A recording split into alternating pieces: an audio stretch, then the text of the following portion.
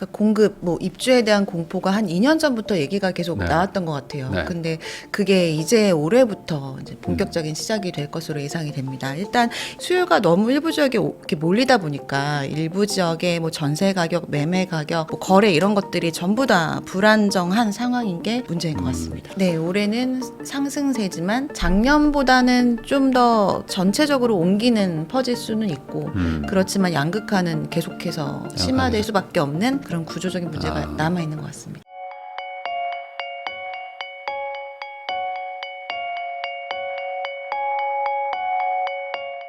안녕하세요. 부익남TV의 부익남입니다. 오늘은 NH농협은행의 부동산 수석 전문위원이시죠. 김효선 위원님 모시고 최근 부동산 시장에 대해서 이야기 나눠보도록 하겠습니다. 위원님 안녕하세요. 네, 안녕하세요. 네, 저희가 이제 새해 첫 촬영이기 때문에 네. 우선 새해 복 많이 받으시고 네, 새해 복 많이 받으세요. 시청자분들도 새해 복 많이 받으시길 바라겠습니다. 그 덕담으로 시작하긴 하지만 사실 네. 부동산 시장만 보면은 26년 분위기가 좋지 않은 것 같기도 하고 네. 또 걱정도 많은 것 같은데 우선 기본적으로 올해 입주 가뭄 시작된다, 뭐 입주 절벽이다 이런 얘기 많았단 말이에요. 네. 실제로 지금 심각한지 이것도 한번 좀 얘기해 주시면 좋을 것 같습니다. 그러니까 공급, 뭐 입주에 대한 공포가 한 2년 전부터 얘기가 계속 네. 나왔던 것 같아요. 네. 근데 그게 이제 올해부터 이제 본격적인 시작이 될 것으로 예상이 됩니다. 일단 입주가 되려면 그 이전에 한 2, 3년 전에 분양이 돼야 되잖아요. 네. 근데 분양이 실질적으로 전국적으로도 2022년도가 약 34만 호 가구 정도가 분양이 됐는데 그 이후에 2003년부터 2025년까지는 약 21만에서 24만 호 정도 분양이 됐었고요. 네. 서울 같은 경우에는 2023년도가 2만 7천 호 분양이 됐었는데 지난해 같은 경우에는 약 1만 5천 호 정도 분양이 돼서 거의 56% 수준이니까 반토막에 가까운 수준으로 이제 분양이 됐습니다. 그래서 네. 입주 같은 경우에는 이제 전국이 더 먼저 분양이 이제 감소가 되기 시작했기 때문에 이미 작년부터 올해 지속적으로 입주 물량이 감소가 되고요. 네. 서울 같은 경우에는 올해는 2025년 대비는 그래도 한 90% 정도 수준으로 입주가 돼요. 뭐 임대까지 포함을 하면. 네. 근데 이제 본격적으로 내년부터는 굉장히 좀 입주까지도 많이 크게 줄어들게 되고요. 네. 2028년도 되면 5만 호 정도 이제 입주가 예상이 되기 때문에 네. 올해가 이제 비록 시작이긴 하나 내년, 내후년 갈수록 굉장히 심각한 상황입니다. 28년 5만 호라는 거는 어떤 물량인 거죠? 서울의 전체 분양 물량, 입주 물량이. 입주 물량이 네. 그 뭐 임대 뭐 이런 거 다 합쳐가지고요. 네. 그러면 상당히 적어지는 거라고 봐야 되는 거군요. 네. 그러면 최소한 올해 포함해서 한 3년 정도는 공급 가뭄일 수밖에 없다. 맞습니다. 그리고 이게 연 평균으로도 상당히 좀 낮은 수준. 네. 일각에서는 뭐 한 70% 이상 막 줄었다. 뭐 이런 얘기들도 있더라고요. 네. 그러면 이게 얼마나 심각하길래 다들 이게 걱정하는 건지. 왜냐면은 이제 공급 어쨌든 늘어난 건데, 야, 공급 늘어난 건데 왜 문제냐라고 얘기하시는 분들도 있거든요. 늘긴 늘었지 않냐. 네. 이게 그 멸실 물량을 고려하면 문제라는 건가요? 어떻게 봐야 되는 거예요? 그러니까 이제 입주 물량이 줄긴 했으나 이게 신축 물량이고 구축은 여전히 매물이 많다. 그러니까요. 뭐 이런 얘기들도 있고 저도 절대적인 그 입주 물량 숫자가 문제라고 생각하진 않습니다. 왜냐하면 서울뿐만 아니라 전국적으로 입주 물량은 줄어들고 있고요. 지금까지는 전국 서울 뭐 비슷하게 입주가 줄지만 앞으로는 서울보다 그 지방이 지금 분양이 더 안 되거든요. 사업성이 더 안 나오니까 그나마 서울의 입지 좋은 데 위주로 분양이 되고 있어요. 그래서 오히려 언론에서 나오는 것과는 좀 달리 선호도가 높은 지역이 그나마 지금은 분양이 되고는 있거든요. 네. 근데 이게 공급의 절대적인 숫자가 중요한 게 아니라 이제 최근 들어서 굉장히 이제 급변한 게 전국에 어디에 거주를 하든 매입은 일부 지역에 국한해서 보고 있다라는 게 문제인 것 같거든요. 모두가 한 곳만 보고 있다. 네. 거기가 서울인가요? 거기를 이제 매입하지 않으면 차라리 기다리겠다. 아니면 뭐 전세로 그냥 살겠다. 주식 네. 투자를 하겠다. 이런 분들이 많기 때문에 입주 물량이 줄어드는 것도 물론 그게 좀 사회적으로 해결을 해야 될 부분이긴 하나 수요가 너무 일부 지역에 이렇게 몰리다 보니까 일부 지역의 뭐 전세 가격, 매매 가격, 뭐 거래 이런 것들이 전부 다 불안정한 상황인 게 문제인 것 같습니다. 그러면은 그 모여 있는 그 한 곳만 본다. 이 기조는 계속 되는데 어쨌든 올해보다 뭐 내년, 내후년은 뭐 점점 더 줄어드니까 시장이 더 악화될 거다. 뭐 이런 지금 논리인 거잖아요. 네. 그러면 이제 공급 부족 얘기는 이제 많이들 좀 들으셨기 때문에 그럼에도 불구하고 지금은 시장이 좀 안정된 거 아니냐라고 생각하시는 분들도 있단 말이에요. 지금 통계적으로나 뭐 지금 현장 분위기나 최근 10, 15대책 나온 한 두세 달 사이 지금 분위기는 어떻습니까? 2023년도 정도부터 지금까지 이제 전국적으로 봤을 때는 주택 가격이 안정화돼 있다고 볼 수 있을 것 같아요. 뭐 급락했던 경우들도 있긴 하나 전반적으로 수치를 봤을 때는 0%에서 왔다 갔다 하는 수준이기 때문에 근데 일부 서울의 25개구 중에서도 한 10개가 안 되는 지역구 위주로는 사실 안정화됐다고 볼 수가 없죠. 지난해 송파구 같은 경우에는 1년 동안에 그 올라간 가격 상승률이 18%가 넘었고 네. 성동구도 한 16% 정도가 넘은 상황이니까 그거는 송파구 아파트를 뭐 20억 정도라고 치더라도 18% 정도면 한 4억 정도 가까이가 네. 상승을 한 거니까요. 굉장히 큰 폭으로 오른 거죠. 만약에 지방에 계시는 분들이 이런 방송들을 보면은 체감하지 못할 정도로 안정적이라고 볼 수는 있지만 뭐 말씀드린 몇 개 지역에 있어서는 굉장히 불안정하고 앞으로도 정책만으로는 해결될 수 없을 정도로 좀 잡히지는 못할 그런 상황인 것 그러니까 같습니다. 평균적으로 20%가 오른 거니까 네. 좀 인기 단지 이런 데들은 막 진짜 뭐 50%막 뭐 70%막 이렇게 오른 데들도 있을 수도 있다는 수준인 그렇죠. 거잖아요. 네. 아주 극단적으로 얘기하면. 네, 실제로 터화재가 잠실에 잠깐 풀렸을 때요. 한 네. 아파트는 한꺼번에 30억이라는 숫자가 올랐어요. 네. 직전 거래보다. 그러니까요. 그러면은 이게 결국에는 지금 소위 말하는 똘똘한 한 채 기조라는 게 전 국민이 다 지금 어떤 서울 뭐 특정 동네 단지들을 보고 있기 때문이다. 뭐 이렇게 해석을 해야 될까요? 그렇죠. 수요가 몰리는 게 가장 주요한 원인이라고 보여집니다. 그러면은 그 수요가 몰리는 원인은 결국에 어떤 이 다주택 규제 뭐 이런 거라면 26년에 뭐 현 정부도 그런 것들에 대한 좀 걱정들을 하고 있으면 네. 다주택 규제를 좀 푼다든지 뭐 이런 식으로 약간 좀 완화책으로 갈 확률도 좀 있어 보이세요? 그런데 저는 이번 최근에 들어서 이 똘똘한 한 채는 단어는 같지만 네. 예전에 뭐 2019년, 20년 이때와는 그 요인은 다르다고 생각이 되거든요. 그 과거에는 정책적인 부분이 굉장히 컸다라고 보여져요. 뭐 네. 세제나 뭐 금융이나 이런 것들을 전부 규제를 해버리니까 한 채로 이제 귀결되는 그런 거였다면 지금은 조금 다른 게 경제는 전반적으로 너무 침체되어 있잖아요. 네. 지난해도 뭐 2024년보다 더 먹고 살기 힘들다라는 분들이 더 많으셨거든요. 근데 올해도 경제 전망이 이제 밝지도 않은 상황에서 모든 자산이 다 뭐 올라갈 수 있을 거라고 생각하는 게 아니라 가치가 안전하게 올라가는 것들은 몇 개가 안 되니까 주택이라는 것 자체를 그냥 살 집이지만 집이라고 보는 분들보다는 자산으로서의 인식이 이제 급격하게 너무 커지다 보니까 이런 지금 상황이 된 것 같거든요. 그래서 주택이 그냥 내가 살 곳이라고 한다면 내가 그냥 한 채 거주 목적으로 매입해서 뭐 어디든 사면 되는 건데 지금은 서울만 보더라도 그렇지가 않잖아요. 뭐 같은 강남구 안에서도 사실은 핵심지가 아닌 조금 강남의 외곽지만 해도 거래가 네. 잘 안 되거든요. 네. 그래서 이게 자산으로서 나중에 잘 팔리고 올라갈 수 있을 거라고 생각되는 그런 쪽만 이제 똘똘한 한 채로 쳐주니까 예전과는 조금 다른 요인이라고 보여지고요. 그렇기 때문에 부동산 문제, 뭐 사회적인 이런 부분들을 부동산 정책으로 해결하지 못하고 있는 이유라고 생각됩니다. 그러면은 여기서 이제 아마 의문은 이런 것 같아요. 그러니까 24년에도 뭐 오르고 23년에도 뭐 회복은 했지만 사실 본격적으로 집값이 뭐 엄청 폭주한다라는 느낌은 이제 작년에 많이 받았단 말이에요. 네. 그러면은 아까 말씀해 주신 것처럼 송파구가 뭐 20% 가까이 올랐으면 올해도 또 그런 동네만 또 가는 거냐? 아니면 이제 소위 말하는 격차 많이 벌어졌으니까 조금 안 오른 동네들도 좀 외곽지들도 이제 이번엔 좀 가는 거냐? 이런 거에 대해서 좀 위원님은 어떻게 생각하시는지? 한편으로는 뭐 또 얘기를 나눌 기회가 있겠지만 전월세 그 임차 시장도 사실 불안하잖아요. 네.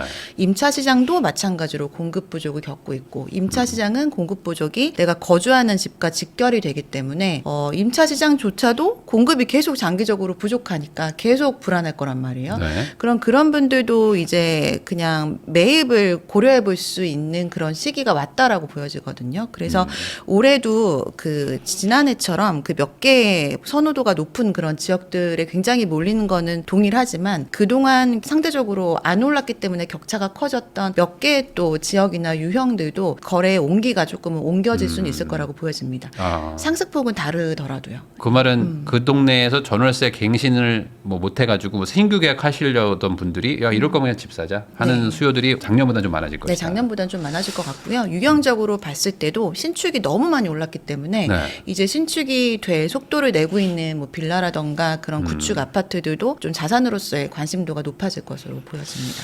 그러면은 이제 26년이 됐기 때문에 가장 작년 말과 다른 거는 이제 대출 규제가 다 이제 한도가 이제 다시 리셋이 돼서 연초니까 다시 이제 대출이 풀린다. 이런 것도 기대하시는 분들도 많은데 반대로 대출 규제도 있기 때문에 지금 올해 유동성이 풀리는 것만큼 규제도 같이 있으니까 네. 이게 서로 상쇄되는 건지 아니면은 그럼에도 불구하고 뭐 유동성이 더 큰 건지 이런 거에 대한 좀 의견도 궁금합니다. 그러니까 지난해도 사실은 유동성이 굉장히 커질 거라고 예상해서 그 네. 상반기에는 계속 그 얘기를 했던 것 같아요. 근데 실질적으로는 주택 가격이 안 잡히니까 금리 인하가 굉장히 속도가 낮아졌잖아요. 네. 올해도 역시 금리 인하가 있을 수는 있다고 생각이 되는데 환율이나 이런 게 좀 불안정해서 그게 얼마나 빨리 될지는 좀 예상하기는 어려운 부분이라고 보여지고요. 기준금리는 물론 대출금리, 뭐 시장금리라고 불리는 금리를 네. 이제 동반해서 인하시키는 가장 주요한 요인이긴 하지만 최근에 몇 년간의 추이를 보면은 기준금리가 인하된다고 해서 반드시 그만큼 시장금리가 같이 인하되진 않더라고요. 네. 그래서 인하가 된다 하더라도 뭐 주택 시장이 좀 불안정하다 했을 때는 오히려 소폭 상승하거나 뭐 이렇게 조정이 될 수도 있다라고 보여지고요. 어찌됐든 뭐 DSR 안에서 금리가 시장금리가 인하되면은 대출 받을 수 있는 금액이 늘어나긴 하지만 그 정도 늘어나는 금액으로 살 수 있는 그런 주택의 가격층은 지금도 매입이 충분히 가능하지만 매입을 선택하지 않는 분들이 많다라고 생각되거든요. 그래서 금리가 물론 전체적인 측면에선 가장 중요한 거지만 지금은 그 대출 제한이 너무나 이전까지는 없었던 강력한 규제가 되고 있기 때문에 지금 이 규제가 유지된다면 대출 규제가 더 강하게 작용이 된다라고 생각됩니다. 아, 그래요. 그러면은 결국에는 뭐 유동성이 늘어나도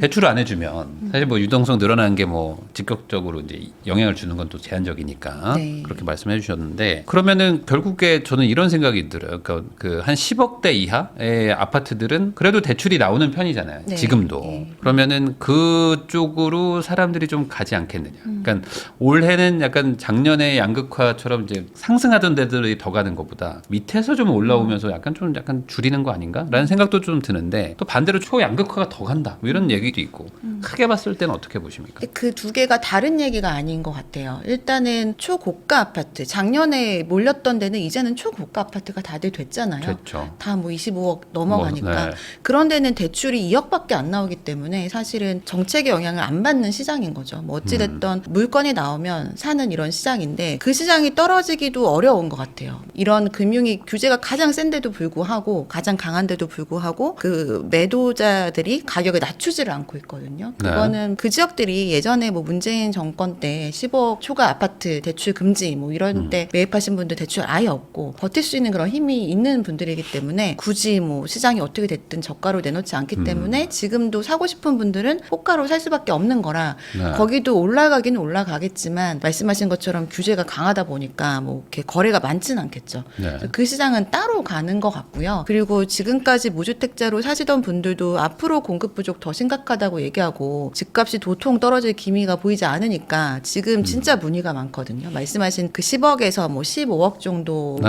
그 범위 안에 들어오는 서울 수도권 아파트 추천 문의가 진짜 많아요. 그래서 그런 분들도 움직이기 시작하면 거래가 될수록 가격이 조금씩은 오르긴 하겠지만 작년의 시장처럼 거의 무한대로 올라갔다고 저는 느꼈거든요. 그렇게 올라가지는 못하지 않을까. 어느 네. 정도의 그 가격 상한선을 두고 거래가 되는 그런 시장일 거라고 좀 생각됩니다. 그러면 이런 것도 있을까요? 그러니까 뭐 유동성을 뭐 따지고 금리를 따지기 전에 그냥 25년도는 과하게 너무 좀 급하게 올라갔다라고도 보는 거는 맞나요? 그러니까 이게 약간 너무 빨리 올라가면 그냥 다른 요인과 상관없이 그냥 좀 약간 조정받는 것도 있지 않습니까? 네. 그러니까 최소한 뭐 횡보든 뭐 일부 하락이든 그 초고가 시장에서도 연초에 좀 그런 일들이 좀 있을 수 있을지. 이 올해요. 네, 올해. 지난해에도 지지난해에도 그런 부분들은 분명히 있었다라고 생각되고요. 그래서 그런 양상이 좀 나왔을 때 정부에서 그래도 정책을 특히 6.17 같은 경우에는 네. 굉장히 적절한 타이밍에 나왔다라고 생각되거든요. 근데 올해도 그런 여지는 충분히 있는데 사실은 대출 제한이 워낙 강력하다 보니까 대출 없이 현금으로만 사시는 분들은 사실 극히 제한적이잖아요. 네. 그래서 대출을 규제를 그냥 유지를 한다라고 했을 때는 뭐 지난해처럼 그렇게 과열 양상이 계속해서 퍼지기까지 하지는 못할 거라고 생각됩니다. 그러면은 뭐 올라도 뭐 조금씩 올라가는 정도. 막 과거 같이 막 급등하는 막 이런 거는 막 10억씩 막 20억씩 올라가는 거. 이런 일들은 올해는 그렇게까지 단기적으로 오진 않을 것이다. 거래량이 소강 상태에서 그렇게 큰 폭으로 거래되는 건들은 있겠으나 그거를 네. 따라서 따라서 뭐 이렇게 추격 매수라고 하죠. 그런 것들이 이어지거나 하진 못할 거라고 보는 거죠. 그러면 올해는 전반적으로 거래량은 적지만 거래량의 부동산에서의 어떤 비중은 좀 약간 중하위 금액대들이 조금 더 네. 작년보다 좀 늘어나는 네. 그런 정도로 좀 볼 수 있다. 네. 지방은 요즘에 대도시들, 이제 광역시들의 정말 좋은 부자 아파트들 뭐 이런 것들은 지금 약간 반등을 좀 하는 모양새더라고요. 네. 지방은 어떻게 보십니까? 그 지방은 수요가 다들 줄잖아요. 지방은 전부 수요가 이제 감소를 하고 있는데 그 와중에 공급이 지금까지 어떤 속도로 되는지에 따라서 조금씩 이제는 온도차가 나는 것 같아요. 다 같이 하락하던 시기는 이제는 바닥을 좀 찍었다라고 통계상 보면 나오는 것 같고요. 네. 그 와중에도 대구나 경북 같은 지역들은 여전히 입주 물량이 좀 많거든요. 그래서 그런 지역들은 하락이 좀 더 이어질 수밖에 네. 없고 반면에 공급이 별로 없었던 뭐 이렇게 울산이나 뭐 광주 이런 지역들은 지난해 이제 말부터 조금 소폭 상승하는 것으로 통계가 나오고 있어서 올해도 이제 그런 정도 수준으로 회복하는 장세가 이어질 것 같고요. 뭐 부산 같은 지역이나 뭐 세종 뭐 이런 지역은 지선의 호재도 있고 부산은 그 해수부에 관련된 그런 호재들이 있다 보니까 그런 호재가 있는 지역들은 올해 좀 크게 반등할 수 있을 여지도 있다라고 생각됩니다. 그러면은 지방도 어쨌든 좀 반등의 여지는 있지만 그래도 국지적인 거죠. 그러니까 지방이 막 전체적으로 대세 상승장이 간다거나 그러는 그렇죠. 네. 건 아니고. 네. 어찌됐든 어느 지역이든 그 지역 안에서의 가장 이제 대장 동네 그리고 대장 단지부터 올라가는 거는 다 동일한 것 같고요. 네. 그리고 수요는 다 같이 지방은 감소하기 때문에 공급에 대한 부분과 그리고 개발 호재에 대한 것에 따라서 좀 다르게 나타나는 시장인 것 같습니다. 위원님이 이런 얘기를 하신 게 있어요. 지방 부동산 이대로 두면 주택연금 위기까지 올 수도 있다. 이게 어떤 의미인지도 한번 얘기해 주시면 좋을 것 같은데요. 이제 일단은 안 팔리잖아요. 지방 부동산이. 지방의 소도시 같은 것들. 예, 너무나 거래가 제가 아는 고객분은 2022년 하반기에 주택 내놓고 계속 낮추는데 아예 집을 보러 오지 않는다는 분들도 네. 계시거든요. 그래서 그렇게 환금성이 떨어지는 주택은 결국에는 이제 주택연금밖에는 대안이 없거든요. 그래서 네. 많은 분들이 주택연금을 지금 고려를 하고 계시는 상황인데 주택연금도 어찌 됐던 이제 국가에서 하고 있는 그런 연금 사업의 하나잖아요. 근데 네. 과거에는 그래도 언젠가는 다 부동산이 올랐기 때문에 그런 걸 담보로 해서 연금을 이제 계속해서 지급을 하더라도 재정에 대한 논란이 없었는데 이제 앞으로는 환금성이 떨어지는 아파트나 주택들이 계속해서 주택연금에 가입하다 보면은 그런 주택연금 기조 자체도 흔들릴 수 있는 부분이기 때문에 이런 주택연금도 이제 그 여러 가지 제도 같은 것들을 지금쯤이면 다시 한번 고민을 해봐야 되는 시점인 것 같다라는 의미입니다. 근데 이 주택연금 때문에 사실상 지금 생활비를 충당하시는 분들도 많고 네. 특히 이제 말씀하신 것처럼 지방 소도시에 계신 분들은 일부러 전략적으로 드는 분들도 있거든요. 네. 이거 어차피 내가 안 팔릴 것 같으니까 충분히 한 30년 살면 네. 다 회수한다. 그런 마음으로 하시는데 이게 결국에 기금에는 상당한 악영향을 주겠지만 이런 거 없애기가 쉽진 않을 것 같은데. 쉽진 않죠. 네, 그리고, 거기다가 또 오를 것만 받아줍니다라고 하는 것도 말이 안 되는 것 같고. 네. 주택연금이 지금은 절대 손해보지 않는 구조잖아요. 네. 올라가면 다시 뭐 물을 수도 있고 그리고 계속해서 뭐 상속돼서 살아도 받을 되고. 수도 있고 그래서 너무나 이제 쓰는 소유자들 입장에서는 좋은 거지만 어찌됐든 이것도 기금이기 때문에 뭐 LH나 SH 같이 그렇게 재정에 대한 이슈가 나오지 않으려면 관리를 해야 되기 때문에 올라가는 것만 해주고 이러지는 당연히 못하겠지만 어떤 좀 고민이 필요한 시점인 것 같다라는 의미로 말씀을 좀 드렸었습니다. 그러면은 결국에 지방 부동산 쪽에서는 이제 인구 감소나 이런 것들이 이제 필연적으로 일어나는 동네도 많기 때문에 아예 그냥 가격이 거의 뭐 0에 가까운 수준을 이렇게 수렴하는 데가 있고 지방 안에서도 양극화가 생겨서 또 가격이 오르는 데도 있고 이런 일들이 일어나겠죠. 네. 그러면은 아주 단순하게 얘기해서 지금 부산에 계신 분이 서울에 갭 투자를 하려고 해도 안 되잖아요. 지금 뭐 토어제나 이런 것 때문에. 그래서 그냥 아예 부산에 집을 사겠다라고 생각하는 분도 있는데 그런 분이라면 뭐 부산에 집을 사라라고 추천을 하시는 편인가요? 지방에 계신 분? 지방에 계시는 분. 그거는 성향을 좀 더 파악하고 답변을 저는 좀 드리는 편이긴 한데 집을 한 채 사서 거주를 해야 되는 상황이다 했을 때는 부산에 있는 주택을 사도 좋다라고 말씀을 드립니다. 거주 목적으로. 네. 근데 완전한 투자 목적이라면 조금은 다른데 투자로만 보면은 뭐 지방 아파트 말고도 다른 수익률을 낼 거는 많이 있으니까. 그렇죠. 그리고 이제 속도가 자산에 따라 좀 다르니까요. 예. 네. 그러면 전체적으로 올 한 해는 지방도 그렇고 전체적으로는 좀 상승세가 있을 것이다. 상승의 어떤 폭은 차이가 있을 것이지만 그냥 소위 말하는 우리가 살고 싶은 아파트들 위주로는 상승세다라고 보면 될까요? 네, 올해는 상승세지만 작년보다는 좀 더 전체적으로 옮기는 퍼질 수는 있고 그렇지만 양극화는 계속해서 심화될 수 있을 수밖에 없는 그런 구조적인 문제가 남아 있는 것 같습니다. 쉽게 해결되지는 않을 것이다라고 말씀해 주셨습니다.